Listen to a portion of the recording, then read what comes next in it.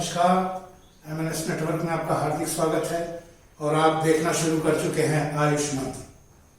देखिए, आयुष मंत्र वो प्लेटफॉर्म है जहां हम उन मुद्दों को उठाते हैं जो मुद्दे वाकई गंभीर होते हैं, जैसे आपके उपचारिका या फार्मेसी, आयुर्वेद से संबंधित जो भी कोर्सेज संचालित होते हैं, उनका जो भी आउटब्रेक है, जो उनका एग्जामिनेशन से रिलेटेड जो मटेरियल्स है, क्योंकि वो मटेरियल्स एग्जामिनेशन से रिलेटेड वो मार्केट में नहीं मिलते, जैसा आप भी जानते होंगे। इसलिए ये प्लेटफॉर्म डिजाइन किया गया, लेकिन साथ में ही इसके साथ कुछ ऐसी चीजें भी जोड़ी गई जो कि जनरल अवेयरनेस को बढ़ा सके। जनरल अवेयरनेस मतलब आज हमारे देश में या दुनिया में कह लीजिए सबसे बड़ा खतरा, अभी तक तो हम लोग ये सोच रहे थे कि कोविड बहुत बड़ा खतरा है, लेकिन शायद आप भूल चुके हैं कोविड से भी बड़ा खतरा आपके सर पर बैठा हुआ है, जिसे आप नजरअंदाज कर रहे हो, जाने अनजाने में उसको समझने की कोशिश भी नहीं कर रहे हो।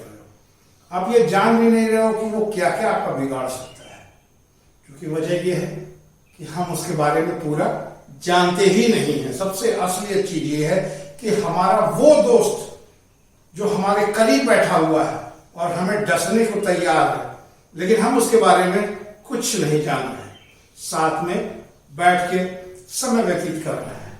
वो दोस्त रूपी वो दुश्मन क्या है पता है? डायबिटिक यानी मधुमेह। ये वीडियो आपको डराने के पर्पज से नहीं बनाया जा रहा है, बस इस वीडियो के बनाने का एक मूलभूत सिर्फ एक ही उद्देश्य है कि किसी भी कंडीशन में भारत को डायबिटिक मुक्त किया जाने का जो अभियान तमाम लोगों ने छेड़ रखा है, उसमें एक छोटा सा कदम ये भी हो सके। ठीक, तो सबसे पहले हम डायबिटिक के बारे में जानते हैं। देखिए, ऐसा है कि यदि आपको उजाले के बारे में जानना है तो सबसे पहले अंधेरे के बारे में समझना होगा। जब हम अंधेरे को जान जाएंगे तो उजाला तो जानने की जरूरत नहीं पड़ेगी, ऑटोमेटिकली हमको आ जाएगा। तो कुछ डेटा हम आपके साथ शेयर करते हैं। हमारे पीछे स्क्रीन पे डेटा है। अंतरराष्ट्रीय डायबिटीज फेडरेशन की रिपोर्ट के अनुसार, ये रिपोर्ट 2017 की है, ये याद रखिएगा। 18, 19, 20, 21, 22 5 साल बीत चुके हैं। भारतीय डायबिटीज से पीड़ित 8.8% लोग हैं। हमारी पूरी जनसंख्या के 1.1% लोग डायबिटीज से पीड़ित हैं। ये भारत के लिए कैसे नुकसान कर सकते हैं, ये अभी मैं आपको आगे के वीडियो में बताऊंगा। भारत ही नहीं, डायबिटिक पीड़ित व्यक्ति देश के लिए, समाज के लिए और अपने परिवार के लिए, तीनों के लिए घातक है।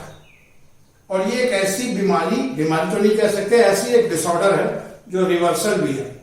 माने ऐसा नहीं है कि आपको डायबिटिक हो गया तो फिर दोबारा आप जिंदगी भर गोली खाते रहिए, आपको सही नहीं होंगे। अगर आपके अंदर दृढ़ इच्छा शक्ति है तो आपको स्वयं अपना चिकित्सक बनना पड़ेगा। बस खाली आपको राह दिखाने की जरूरत है, उसी राह पे चलिए और ध्यान दीजिए कि डायबिटीज से इस जंग से आपको जीतना है। कैसे जीतना है, थोड़ा सा डेटा समझ लीजिए, आपको समझ में आ जाएगा। देश की करीब 125 करोड़ की आबादी में से लगभग 11.5 करोड़ लोग इस बीमारी से ग्रसित है। 11.5 करोड़ लोग इस बीमारी से ग्रसित है। देखिए, ये डेटा जो है ना, ये डेटा ऐसा नहीं है कि कोई स्टैटिस्टिक्स डेटा आपके पास है, क्योंकि आप भी जानते हैं और हम भी जानते हैं कि हमारे देश में सर्वे कैसे होता है। तमाम सर्वे की टीम आती है तो तमाम लोग सर्वे कराते ही नहीं है। कुछ लोग अपना डेटा बताने से भी न करते हैं, तो डेटा एक्यूरेट तो नहीं आता। और डायबिटिक की जहां तक मैं बात करूं तो डायबिटिक को हम 2 भाग में बांट लेते हैं, ठीक ना। डायबिटिक को पहले समझिए। डायबिटिक को हम 2 भाग में बांट लेते हैं, एक डायबिटिक, सेकंड प्री डायबिटिक, ठीक ना। रेंज है, मैं अभी आपको समझा दूंगा कि डायबिटिक क्या और प्री डायबिटिक क्या है। तो ये जो डेटा आ रहा है, ये डायबिटिक का डेटा है, वो भी 100% ऑथेंटिक नहीं है, लेकिन फिर भी इतना ज्यादा है। अगर प्री डायबिटिक डेटा को भी इसमें जोड़ दिया जाए तो यकीन मानिए आपके होश उड़ जाएंगे। 25% भारत की जनसंख्या डायबिटिक से पीड़ित है। मैं कह रहा हूं 25% भारत की जनसंख्या डायबिटिक से पीड़ित है और ये डेटा प्री डायबिटिक और डायबिटिक दोनों को मिला के बनाया गया है, ठीक ना। 50% लोगों को पता ही नहीं है, 50% लोगों को पता ही नहीं है कि उनको बीमारी है, क्योंकि उन्होंने कभी जांच नहीं किया। शुरुआत के दौरान में डायबिटिक उस तरह का कोई सिम्टम्स नहीं देता कि आपको सिम्टम पता चल जाए। आपको नींद आ रही है, थकान महसूस हो रही है, सो गए और डॉक्टर के यहाँ गए, ये लोकल डॉक्टर, मैं डॉक्टर की बात नहीं कर रहा, कहीं लोग ताकत की दवाई दे दीजिए, टॉनिक दे दीजिए, आपको ये नहीं मालूम है कि आपके अंदर का दुश्मन वार कर चुका है आपको, आप तो दवाई टॉनिक खोज रहे हो। तो 50% लोगों को पता ही नहीं है कि वो प्री डायबिटिक या डायबिटिक हैं। डायबिटिक से अनजान लोगों की संख्या गोवा और आंध्र में सबसे ज्यादा है। गोवा और आंध्र प्रदेश में डायबिटिक से जो सबसे ज्यादा पीड़ित लोग हैं, देश की 125 करोड़ की आबादी, देश के लगभग 125 करोड़, 11.5 करोड़ लोग इस बीमारी से ग्रसित हैं। मैं आपको बता दिया, ये मैं डायबिटिक का डेटा बता रहा हूं, प्री डायबिटिक का कोई डेटा ही नहीं, प्री डायबिटिक का कोई डेटा नहीं है। दुनिया भर में करीब 35 करोड़ लोग इस मधुमेह के शिकार हैं।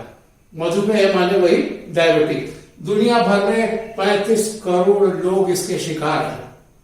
और यहां होता क्या है ना, अज्ञानता है बहुत ज्यादा। एक बार हम चले जाते हैं डॉक्टर के यहाँ, डॉक्टर ने हमको मेटफॉर्मिन या कोई दवा लिख के दे दिया, हमारे हिसाब से डोज सेट कर लिया, हम चले आए अपने घर। उसके बाद हम साल, 1.5 साल, 2 साल तक उस डॉक्टर का दर्शन नहीं करते, वो गोली खाते रहते हैं। जब हमको डायबिटिक की उपद्रव बढ़ जाता है तो फिर हम पहुंचते हैं डॉक्टर। ये हमारी सबसे बड़ी भूल है। डायबिटिक को समझिए, जानिए। हम ये डेटा आपको डरवाने के लिए बिल्कुल नहीं दे रहे हैं, ये डेटा सिर्फ हम इसलिए दे रहे हैं कि आपको समझ में आवे कि जो आपके घर में, आपके परिवार में, आपके लोगों के लिए ये वीडियो सिर्फ और सिर्फ मेडिकल पर्सन के लिए नहीं है, ये उन सभी जनसाधारणों के लिए है जो ये जानना चाहते हैं कि डायबिटिक क्या है।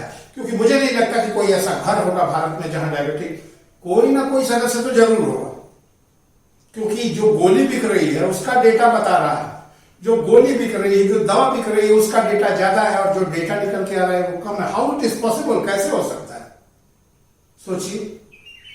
चलिए अब आ जाते हैं डायबिटीज के बारे में जानने के लिए। धीरे धीरे स्टेप बाय स्टेप आपको बताते हैं। भारत में 3 प्रकार की डायबिटीज पाई जाती है, टाइप 1, टाइप 2 और जनरेशनल डायबिटीज।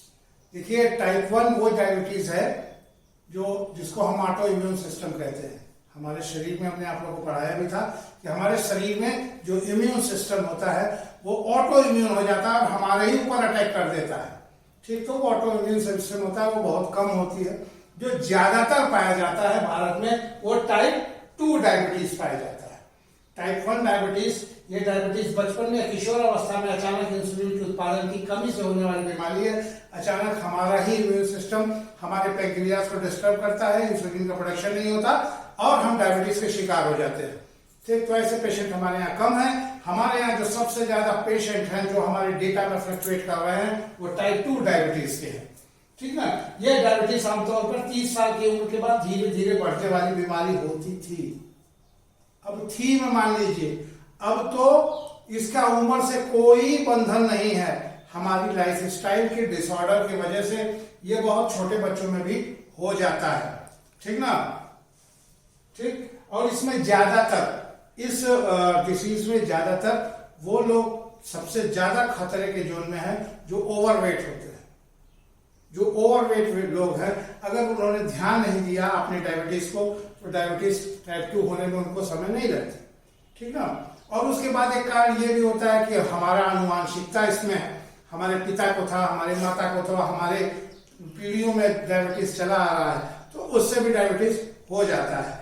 और उसके बाद जनरेशंस जो होती है वो ये गर्भवती महिलाओं जिनसे पहले कभी डायबिटीज शिकायत ना हो, प्रेगनेंसी के दौरान कभी कभी ऐसा होता है कि उनको डायबिटीज, उनका शुगर लेवल बहुत ज्यादा बढ़ जाता है। तो ये भी कम है, लेकिन टाइप 2 डायबिटीज भी हमारे यहाँ ज्यादा है। इसलिए हम जो डिस्कस कर रहे हैं वो डिस्कस का मेल हमारा जो है वो टाइप 2 डायबिटीज है, ठीक ना।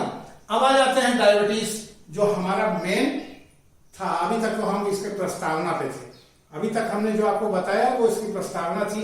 अब हम इसका टेक्निकल भाव में समझते हैं। It's not a disorder, it's not a disease, it's a disorder of A organ.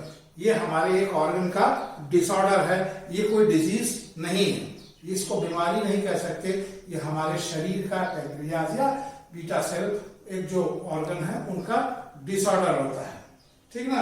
अब इसको जानने के लिए हमको थोड़ा सा, हमने आपको पहले ही बताया था कि अगर उजाले के बारे में जानना है तो आपको अंधेरे का भविष्य जानना होगा। तो पहले अगर आपको जब डायबिटीज का इलाज, आपके घर में कोई पेशेंट है, आप स्वयं डायबिटीज के पेशेंट हैं, तो डायबिटीज के बारे में जानिए। जानने से पहले आपको कुछ बाहर की चीजें जानना होगा।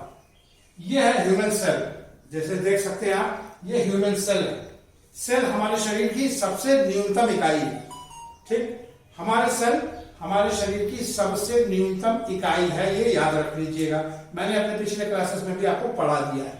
सेल से क्या बनता है? टिश्यू बनता है, ठीक। और जब ढेर सारे टिश्यू होते हैं तो क्या बनते हैं? ऑर्गन बनता है, ठीक। ऑर्गन जब आगे बढ़ता है तो बॉडी या ऑर्गेनिज्म बनता है, तमाम ऑर्गन जुड़ते हैं तो हमारा शरीर बनता है। तो हमारे शरीर का सबसे लोएस्ट इकाई क्या है? सेल है। अब सेल को काम करने के लिए क्या चाहिए? जाहिर सी बात है, हमारे सेल को काम करने के लिए क्या चाहिए? ऊर्जा चाहिए। गाड़ी है, मोटरसाइकिल, तो उसको चलाने के लिए हमको क्या चाहिए? हमको पेट्रोल चाहिए। जब हम पेट्रोल डालेंगे तभी मोटरसाइकिल चलेगी, ठीक। तो वैसे ही है, हमारे सेल को ऊर्जा चाहिए। अब ऊर्जा मिलेगी कहां से? सबसे बड़ी बात तो ये है कि ऊर्जा कहां से मिलेगी? हमारे शरीर को ऊर्जा चाहिए, हर सेल को ऊर्जा चाहिए, हर ऑर्गन को ऊर्जा चाहिए। शरीर को कहिए, सेल को ऊर्जा चाहिए, तो ऊर्जा आएगी कहां से? सबसे बड़ी चीज ऊर्जा कहां से आएगी? ऊर्जा मिलती है हमारे शरीर को ग्लूकोज। कहां से मिलती है? ग्लूकोज से। अब ये ग्लूकोज कहां से आएगा? ये भी तो एक प्रॉब्लम ही है। अब जानते हैं इसके बारे में विस्तार से। ये है भोजन। क्या है भोजन? जो हम लोग खाते हैं। भोजन जब हम खा लिए बाय लिए तो पाचन तंत्र शुरू हुआ। पाचन तंत्र मैंने अपने पिछले वीडियो में पढ़ा दिया है, अगर आपको नहीं समझ में आ रहा तो आप उसमें जाके देख सकते हैं। भोजन हमने खाया तो पेट में पचना शुरू हुआ, पचा तो क्या हुआ? ग्लूकोज बन गया। देखिए, जब भोजन पचता है तो carbohydrate, protein, fat, mineral, carbohydrate का विघटन, ये सारी चीजें होती हैं। तो इसमें एक चीज पैदा होता है, वो है कार्बोहाइड्रेट, ठीक ना। कार्बोहाइड्रेट का विघटन जो होता है वो ग्लूकोज में होता है, ये जान जाइएगा। तो कार्बोहाइड्रेट का विघटन हुआ ग्लूकोज में, ठीक। अब ये तो पेट में आंत की स्थिति है, ठीक। ये रक्त वाहिनियां हैं जो हमारे शरीर में रक्त को एक जगह से दूसरी जगह तक परिसंचरण करती है। आपको मैंने ब्लड में रक्त परिसंचरण सिखाया था, बताया भी था और समझाया भी था। तो ये हमारी रक्त वाहिनियां हैं। तो रक्त वाहिनियां में यहां से ग्लूकोज आ रहा है और पैंक्रियाज है। देखिए, ये हमारे शरीर में एक ऑर्गन है पैंक्रियाज, जिसके बीटा सेल जो होते हैं वो इंसुलिन पैदा करते हैं। तो यहां से इंसुलिन भी आ गया, ठीक। ग्लूकोज भी आ गया, इंसुलिन भी आ गया। अब यहां आगे बढ़ते हैं। अब ह्यूमन सेल में जब पहुंचता है तो ह्यूमन सेल में एक जगह होती है जिसको कहते हैं माइक्रोकांडिया। तो मैंने आपको सेल जब पढ़ाया था तो उसमें भी बताया था कि माइक्रोकांडिया क्या होता है। माइक्रोकांडिया power house of the body होता है। क्यों पावर हाउस होता है? क्योंकि वो एनर्जी जनरेट करता है, ठीक। तो अब जब यहां पर आ गया तो ब्लड जब यहां पहुंच रहा है तो ग्लूकोज तब तक माइक्रोकांडिया में एंट्री नहीं ले सकता जब तक कि इंसुलिन, मैं आगे बढ़ाऊंगा, उसके साथ ना हो, ठीक। अब इंसुलिन रिसेप्टर्स होते हैं, इंसुलिन उसके साथ आता है। पर क्या ये ग्लूकोज अकेले अंदर प्रवेश कर सकता है? नहीं। माइक्रोकांडिया में प्रवेश करने के लिए, सेल में प्रवेश करने के लिए इंसुलिन ग्लूकोज अकेले नहीं जा सकता। उसको जो है प्रत्येक सेल पर एक इंसुलिन रिसेप्टर होता है। सेल पर एक इंसुलिन रिसेप्टर होता है। तो जब वहां इंसुलिन पहुंचता है, आगे मैं उसको बताऊंगा, तो उसका समझ लीजिए की एंड लॉक सिस्टम। तो जब इंसुलिन जाके की लगता है तो वो उसका रिसेप्टर खुल जाता है और ग्लूकोज अंदर चला जाता है। जब ग्लूकोज अंदर जाता है तो क्या होता है? ग्लूकोज जब माइक्रोकांडिया के अंदर जाता है तो ऑक्सीजन की उपस्थिति में बर्न हो जाता है, ठीक। जस्ट लाइक जैसे आपके गाड़ी के कार्बोरेटर में पेट्रोल जाके बर्न होता है तो एनर्जी आती है और गाड़ी आगे बढ़ती है। तो वैसे ही ये जो है आपके माइक्रोकांडिया में जब ग्लूकोज एंट्री होता है तो ऑक्सीजन के सहयोग से वो बर्न करता है और बर्न होने के बाद जो है एनर्जी पैदा होती है, जिससे हमारे ऑर्गन्स को ऊर्जा मिलता है। इसी से ग्लूकोज सेल के अंदर ले जाता है हार्मोन, वो इंसुलिन होता है। इंसुलिन वही हार्मोन है जो हमें ग्लूकोज सेल के अंदर ले जाने का काम करता है। समझ में आया यहां तक? देखिए, पचा, खाना खाए, पचा, ग्लूकोज बना, इंसुलिन आया, ह्यूमन सेल में आया। यहाँ पे इंसुलिन क्या किया, ताला चाबी खोल दिया और जो आपका ग्लूकोज है अंदर प्रविष्ट कर गया। अंदर प्रविष्ट किया, बर्न किया तो एनर्जी मिली, एनर्जी मिली तो हम लोग चलने फिरने लगे। ठीक है। इंसुलिन बनता है हमारे शरीर की एक ग्रंथि पैंक्रियाज में। मैंने आपको बता दिया है कि पैंक्रियाज के बीटा सेल में इंसुलिन बनता है। पैंक्रियाज के बीटा सेल होते हैं, यही बीटा सेल इंसुलिन बनाते हैं। यहां तक आपको समझ में आया? अब इसके आगे बढ़ते हैं। चलिए, अब मैंने आपको बता दिया था कि ग्लूकोज सेल के अंदर जाकर ऑक्सीजन की उपस्थिति में बर्न होता है और बर्न होने से क्या मिलता है हमको बर्न होने से एनर्जी मिलती है। ये ऊर्जा होती है एटीपी। ठीक, इस ऊर्जा को क्या कहते हैं? इसका नाम है एटीपी। यही वो ऊर्जा, यही वो फाइनल ऊर्जा है जिससे हमारा पूरा सिस्टम चलता है। हमारा पूरा सिस्टम इसी एटीपी से चलता है। ये एनर्जी ही काफी है हमारे शरीर को ले जाने के लिए। ठीक, तो पार्ट 1 पार्ट 2 तो खत्म हो गया। अब हम आते हैं कि डायबिटीज कैसे होता है। अभी तक तो हम उजाले को जान रहे थे ताकि अंधकार को पता चल सके क्या है। तो अभी तक तो हम ये जान रहे थे कि हमारा सिस्टम कैसे चलता है और इस सिस्टम में डायबिटीज कहां से आता है, वो अब आप जानते हैं।